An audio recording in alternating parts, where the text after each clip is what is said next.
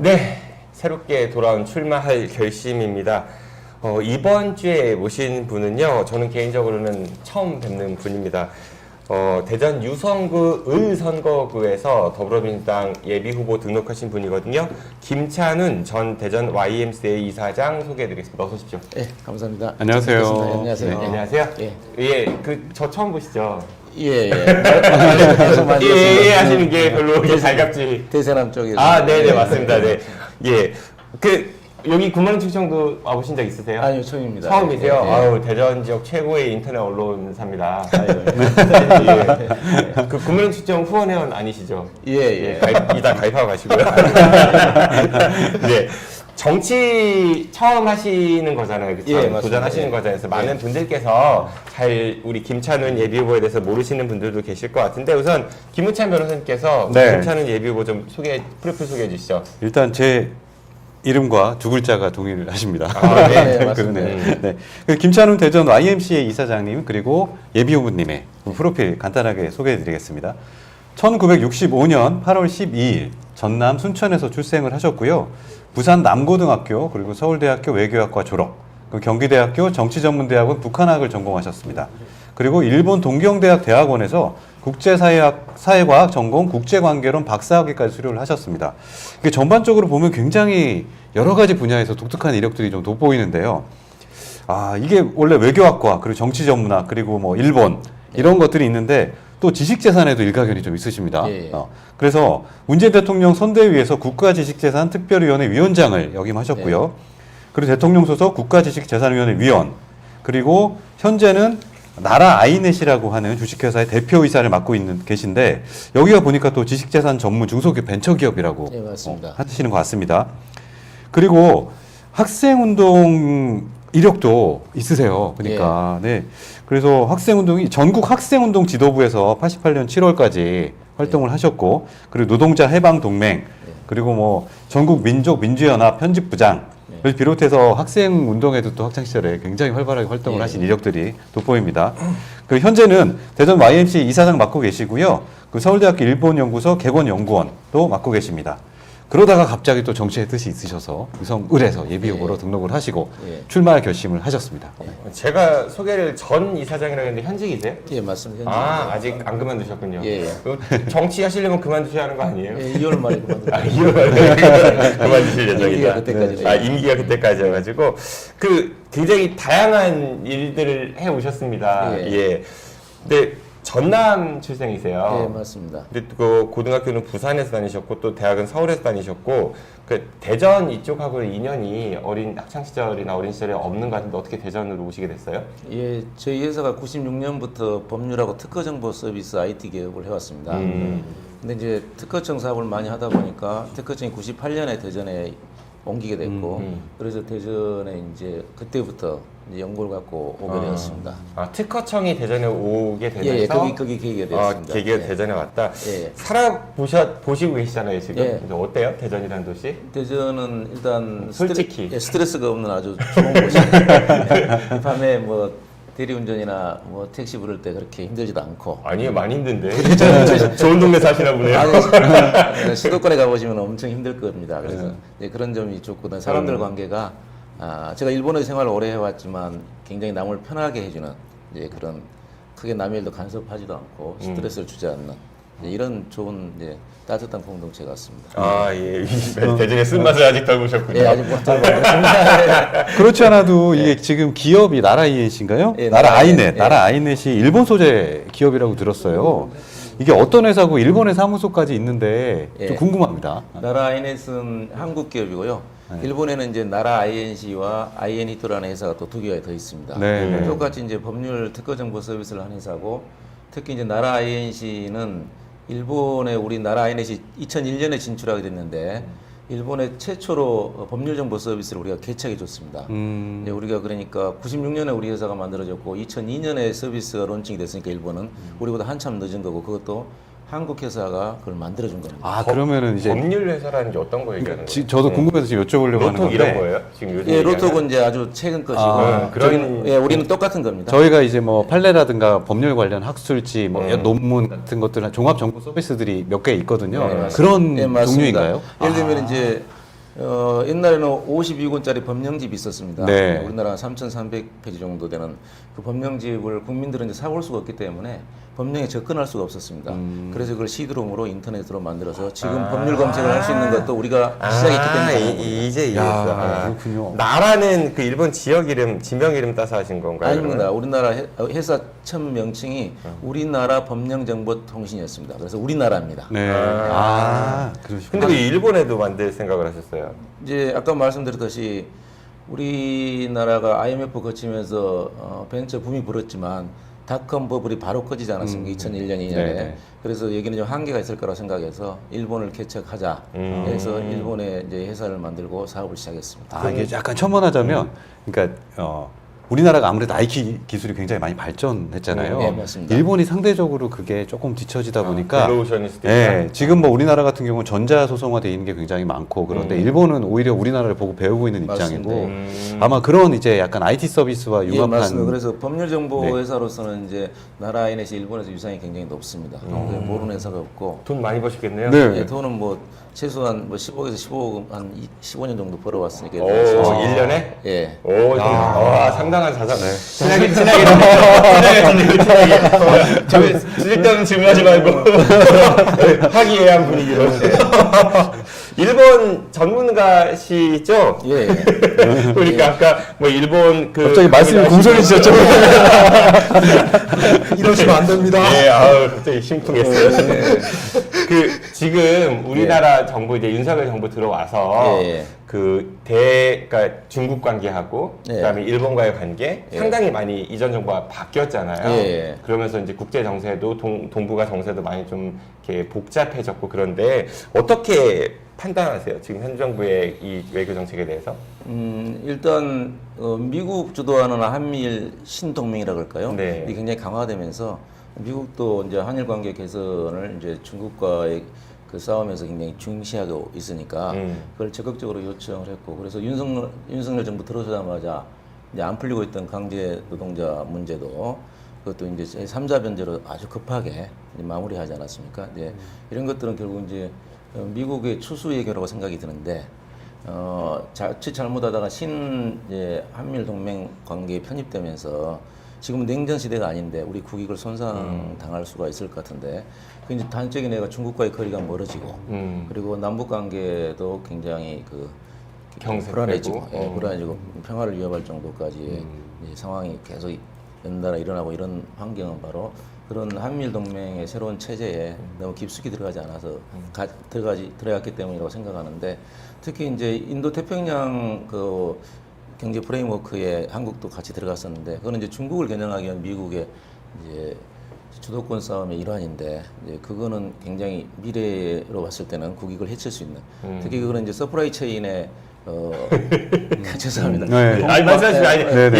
예. 반도체 공급망을 이제 중국을 고립시키기 위한 그런 측면에서 출발한 것도 있고 해서 한국이 이제 중국과의 관계나 그리고 동북아시아에서의 경제 관계를 활성화시키기 위해서는 상당히 제약이 따르지 않을까 싶습니다. 외교 전문가 맞네요. 네. 실실. 아 그래서 그 말씀하시는 거 들어보니까 좀 더 추가적으로 궁금한 게 예. 아까 이제 강제징용자들 배상 문제 예, 예. 관련된 거. 예. 그 일본에서 아무래도 또 기업이 또 사무소도 있고 예, 예. 법률 서비스도 하고 계시니까 거기에 대한 혹시 일본의 반응 같은 것들 듣거나 하신 게 있으실까요? 네, 일본은 이제 뭐 극우 보수 정치인 빼놓고는 대부분 국민들은 사실 뭐 반핵 또는 반전 이런 거에 그리고 또 과거 전쟁에 대한 책임의식 이런 것들 굉장히 강하다고 생각을 합니다. 그래서 이제 윤석열 정부가 3자 변제 안으로 이제 처리를 하고 있지만 원래 이제 문재인 정부 시절 때도 박철민 이제 외교보좌관과 네. 단위잡기가 이제 뭐랄까 마쿠에서 협상을 해왔는데 그때보다 훨씬 후퇴한 겁니다. 이제 그때는 이제 가령 예를 들면은 일단 사법적인 판결이기 때문에 그걸 집행을 하는데 가령 이제 일본제철의 주식 같은 경우를 집행을 해서 정부가 사고 나중에 그걸 일본제철 주면은 똑같이 되는 거기 때문에 그런 안이 제안돼 가지고 추진돼 오다가 바이든이 등장하면서 좀 그 그게 이제 무산되고 했었는데 그런 안들을 고려해 봤을 때는 굉장히 후퇴한 것이고 그게 아마 타결 직전까지 갔다고 저는 이제 듣고 있었는데 그게 굉장히 안타까운 거고. 네. 네. 돈이 사실은 이게 배상 돈이 문제가 아니라 맞습니다. 사과하고 돈이 좀 상징적인 건데 지금 그렇죠. 정부에서는 너무 이분들에게 배상에 초점을 맞춘 게 아닌가 싶어서 저도 좀 그 보면서 화나더라고요. 맞습니다. 어쨌든 그 사법부의 판단은 역사적인 판결이고 그거는 이제 피해자들에 대한 어떤 사과를 전제로 한 이제 그런 판결이었는데 그 부분이 쏙 빠져 있는 거죠. 알겠습니다. 네, 전문가 맞네요. 네, 예, 그 정도 얘기지. 왜 시간이 후딱 지나갔어요? 네. 그 뭐 아무튼 좋습니다. 뭐 지적재산권도 하고 또 법률 서비스 이런 사업들도 하고 또 외교 이런 데도 관심 있으시고 근데 정치를 하시겠다고 이제 나서신 거예요. 지금 네. 65년생이시라고 했으니까 연세가 이제 그래도 이제 이 늦은 나이에 왜 갑자기 정치를 하시겠다고 나서신 겁니까? 예, 저는 이제 아까 말씀하셨듯이 한 20년 동안 이제 학생운동부터 이제 재야운동까지 오랫동안 정치를 해왔다고 봅니다. 그게. 그래서 정치적인 DNA가 있었다고 생각이 드는 거고. 근데 물론 이제 정치를 계속 하려고는 했지만 당시에도 아까 이야기했던 96년에 회사를 차리면서 한 3년 정도 하면은 이제 회사가 잘 되고 마무리될 줄 알았습니다. 근데 그게 지금 올해로 28년째가 돼버렸습니다.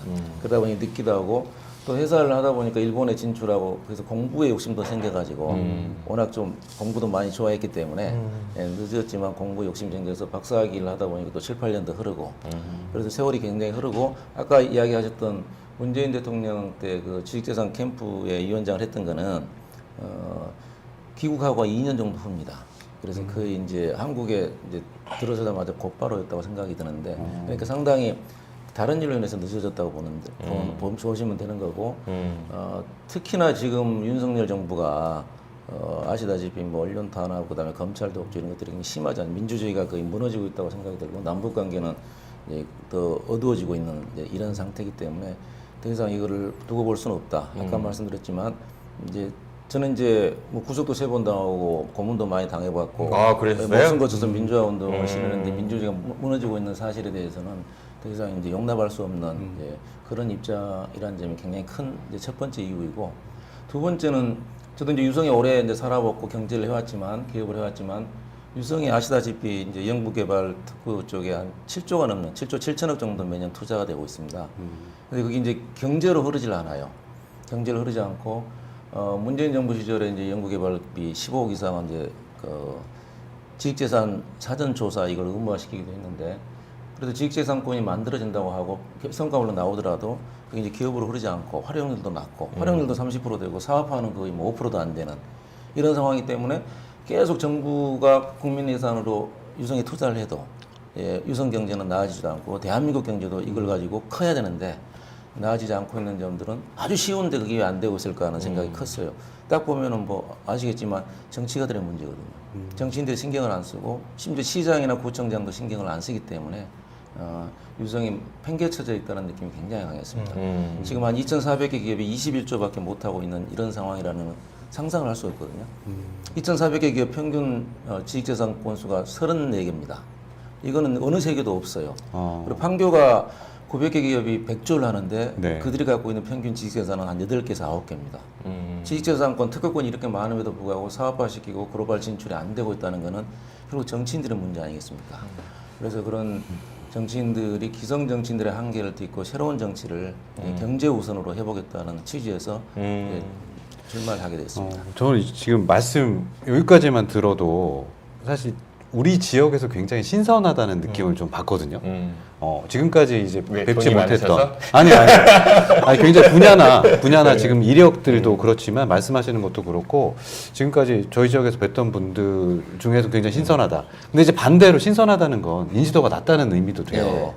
그러니까 더군다나 우리 지역도 출신이 예, 아니시고 예. 그러다 보니까 이 낮은 인지도 어떻게 극복하실지에 대한 고민들이 좀 있으실 것 같은데 어떠신가요? 예, 고민이 있죠. 뭐 지금 이쪽에 경선하고 있는 분들이 어태정 전 시장하고 뭐 정기현 시의원이지만 그분들은 기성 정치인이기 때문에 당연히 인지도가 높은 거고 심지어 대전시장까지 하신 분 더더욱 그러니까. 지금 또 전략공천 얘기도 나오는 그 황정화 연구원도 있잖아요. 예, 네. 그분은 저보다 인지도가 낮습니다.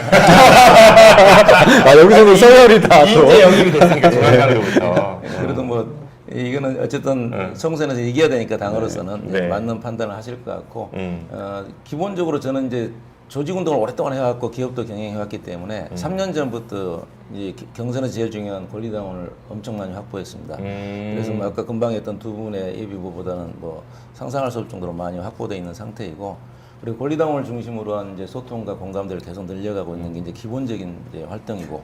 근데 지금 중앙당에서는 유성구 의를 전략선거구로 지정하지 않았나요? 예, 그거는 이제 기존의 국회의원 현역 의원이 그 불출마하거나 탈당할 경우는 이제 형식적으로 지정하게 돼 있습니다. 당연히 지정하게 돼 있고 그리고 지정 이후에도 지난번 21대를 보면 48개 전략선거구 중에 17개가 경선을 했습니다.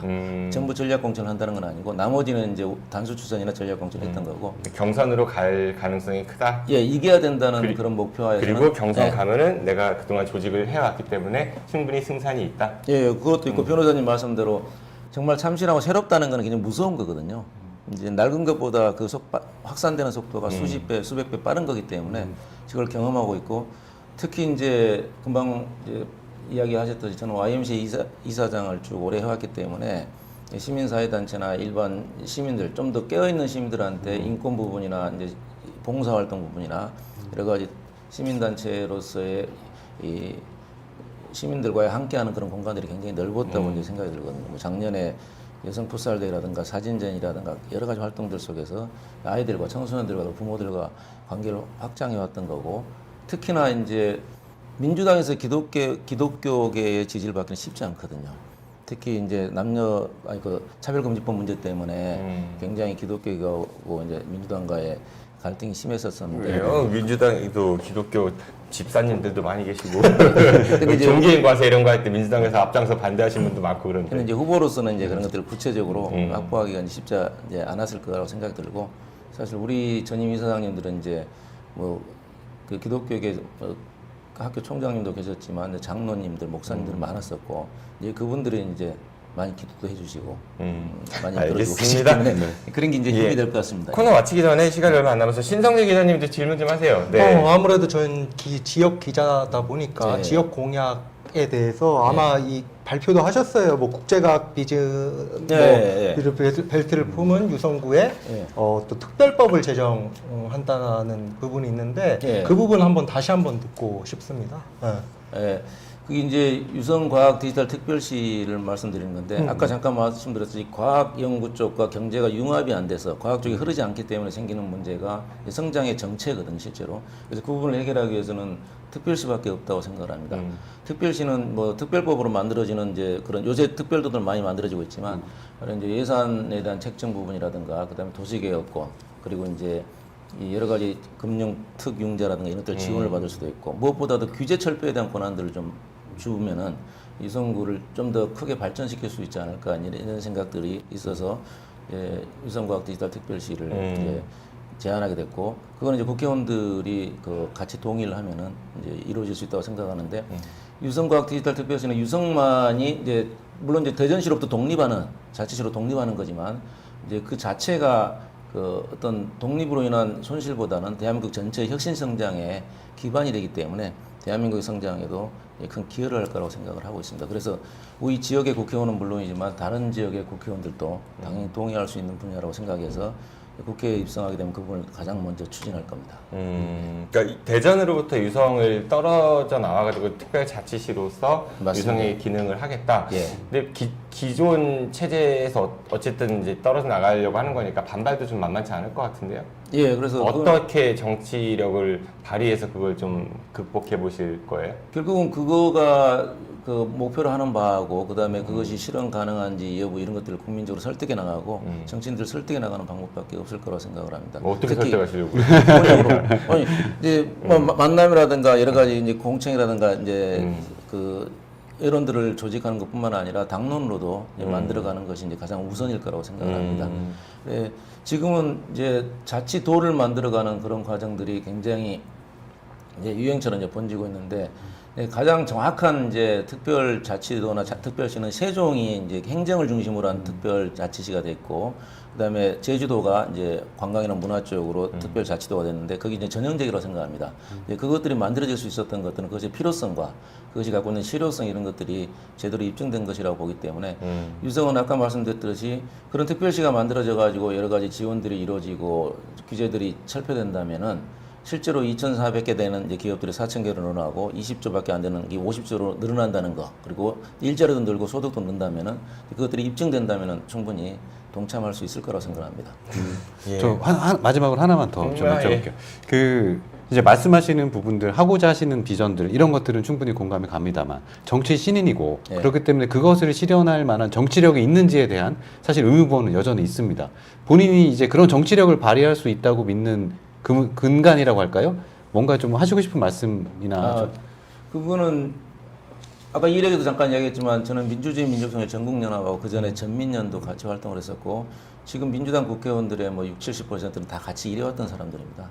그리고 그분들이 다 3선, 4선의 자리를 하고 이 정치력을 갖추고 있는 분들이고, 그분들과 소통을 오랫동안 해왔던 것이고, 그리고 그동안에 나는 경제인으로서 이제 활동을 해왔지만 이제 국회에 입성하고 정치인이 된다면은 그분들이 큰 힘이 되고, 그분들에 대한 설득은 이제 자신이 있고, 그걸 기반으로 해서 당론화시키고 국민적인 여론들을 만들고 지역 내에 힘을 받는다면은 충분히 가능하지 않을까 생각합니다. 알겠습니다. 이제 출마 이제 도전을 하시는 거니까 여러 가지 좋은 가정들 잘 될 거야 이런 긍정적 얘기를 많이 주셨어요. 그 긍정성이 좀 잘 실현되면 좋겠네요. 예, 근데 아마 아시겠지만은 후보님께서도 만만치가 않잖아요. 예, 특히 정치 바닥에 그래가지고 아마 변호사님도 그런 기대와 우려가 동시에 섞여서 그런 질문 드린 것 같아요. 가시기 전에 저희 굿모닝 충청 시청자 여러분들께 마지막으로 말씀하실 시간 드리겠습니다. 예, 안녕하십니까 굿모닝 추천 시청자 여러분.